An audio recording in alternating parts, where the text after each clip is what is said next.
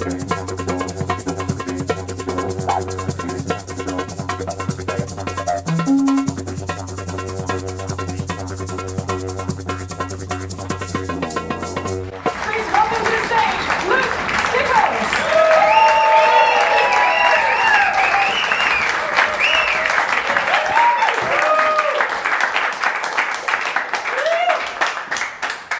everybody. Hey. How's everyone? Feeling good? Happy?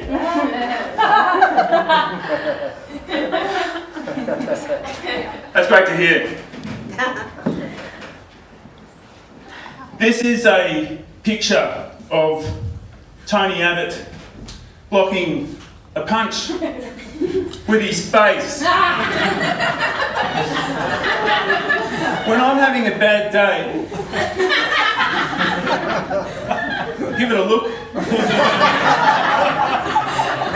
It makes me so happy.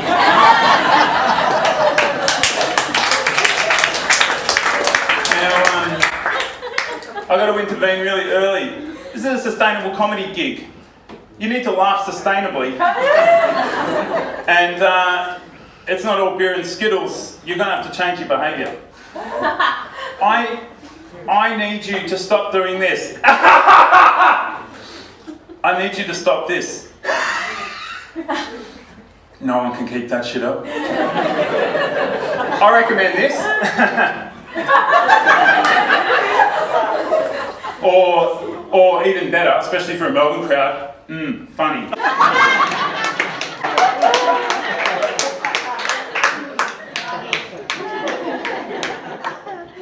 Everything I'm going to say tonight, by the way, it's just my opinion, okay? You don't have to take it on. You know what they say, opinions are like assholes. We've all got one. They're rarely empirically backed up. They're too rarely peer-reviewed.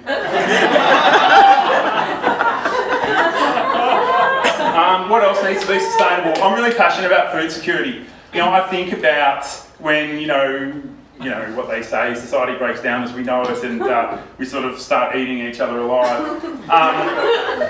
I'm preparing for that by eating like a gluttonous prick. I'm storing energy. We don't need Elon Musk. I'm storing the energy that I expect to have expended in about 20 years defending my family and friends, some of you in the room, from like land pirates. It's actually getting fat that's helped me take on comedy, because I was worried that I just look a bit more like a sort of a schlubby everyman, and sort of taken the edge off of my sort of demographics, overeducated, underpaid, sort of, it's made my arrogance a bit more cute.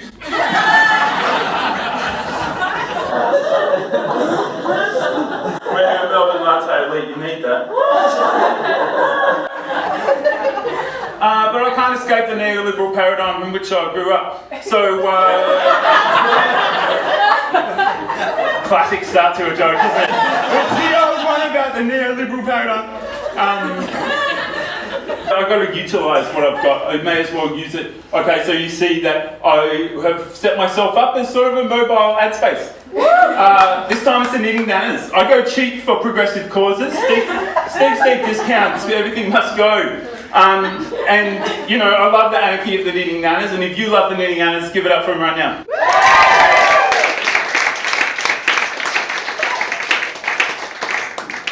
Now, a lot of folks, not a lot, some, I don't know where you guys are at. Some folks, to me, they actually don't understand the link between environmentalism and social justice. For me, I just think that my environmentalism is social justice for people who don't exist yet. Like, a lot of the time, I'm doing stuff for future Luke. And sometimes, I'm really messing with that guy. Look, environmentalism and sustainability, it's getting away from self-interest, and it's thinking about others, and it's thinking sort of about the whole and how it gets on.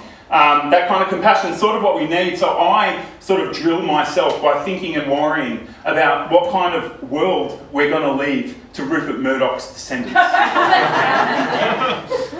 I imagine like the descendants of, say, like Delta Goodrum. I don't know what her politics are, but Delta Goodrum, she, her offspring, like, I just imagine the little kids like fighting off the like Uber security droids of the Murdoch compound in 200 years. And, their names, it's like, Omega, Goodrum and Gamma,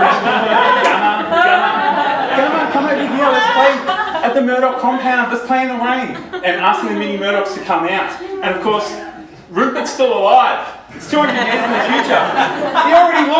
He already looks like this kind of prehistoric, mottled sort of ball bag that we kind of pulled out of the Laurentian abyss. And he will kind of outlive us all, and he's still the patriarch of the compound, obviously. He's like, kids, you can go out there and play in the rain, but you've got to put on your hazmat suits. They're anti-acid, they're anti-nuclear, they're anti-everything. Just zip up. And they're so cute too. They're so cute. So as they're heading for the door, like, I'm more worried about you messing with those Palmer kids. They're weird. We keep our blood pure. And finally, he sort of remembers just before they shut the door. Hang on. Have you finished your homework on the Great Barrier?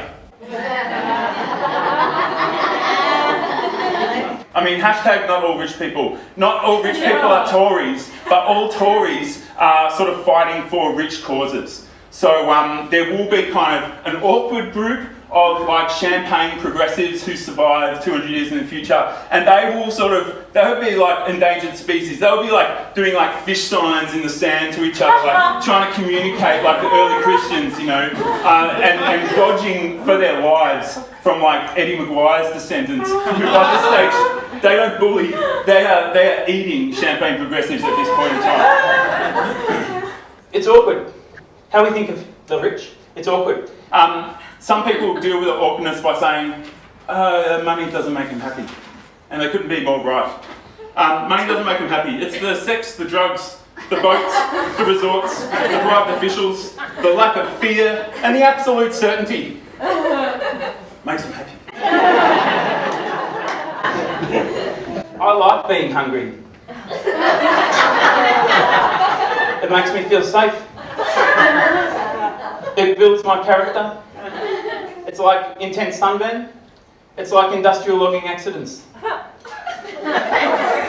Other people say you can't take it with you, and yet, if you're really rich, you can literally stave off death. Kanye's got a line about it. Magic Johnson's got the cure for AIDS, but all the broke motherfuckers passed away. Are you telling me that if my grandma was in the NBA right now, she'd be okay? So we need to cuddle. A human cuddle with the rich. We need to cuddle them and nurture them and just put our arms around their necks and just squeeze the mutual humanity. Everyone feels pain. There is something we can share together, and that's sort of my message. So, I mean, I've worked for so many community organisations that, just get by on the smell of an oily rag. And when I say oily rag, smell of an oily rag, I mean the Australian newspaper. The rich are going to fund the saving of the earth. They're going to fund the NGOs. They're going to fund all the organisers like Max and these other lads. They're going to come up with the technological innovations, and that's really important. So we've got that love, we've got the resentment, and we've got the powerlessness. In that way, a bit like our parents, they've got undue influence over our lives. They kind of act like children evermore, and they're completely detached from reality, so they're very similar. But, if you are rich out there, I have, yes, made it more awkward between you and I. I accept that. But if you're not rich, then you might feel like we're losing. But who's a sports person out there? Sports people, shout out. Okay, so if you're a sports person, you know that you only learn when you lose. Winning, it's very hard to learn. You do everything the same again. Losing it's hard. I don't want to brag, but I might be the most learned person in this room.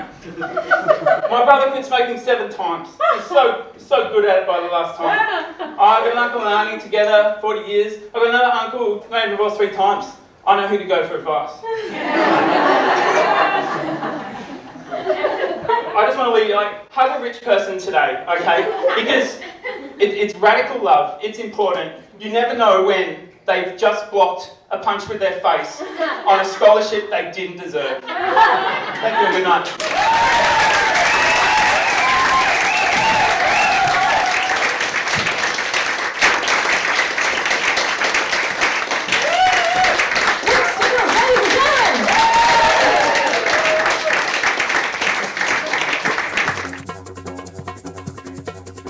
Bye.